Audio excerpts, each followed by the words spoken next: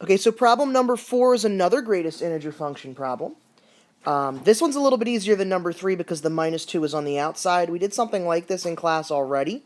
So what you can basically do is you can take the data table that we generated in class just of the greatest integer of x and subtract 2 to every one of the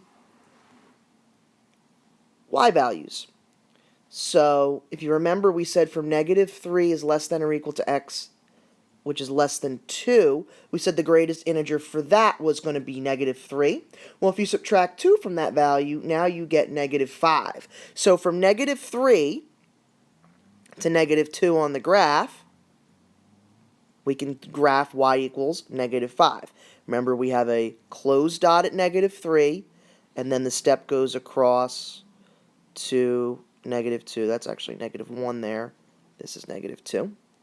And then the same thing. So from negative 2 to negative 1, normally the greatest integer value would be negative 2, but we subtract 2 from that existing 2, and that gets us negative 4.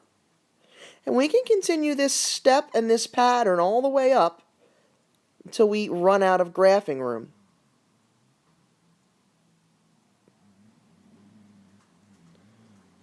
Okay?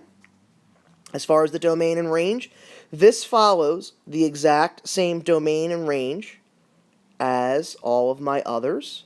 It's all integer, or excuse me, it's going to be all real numbers for the domain.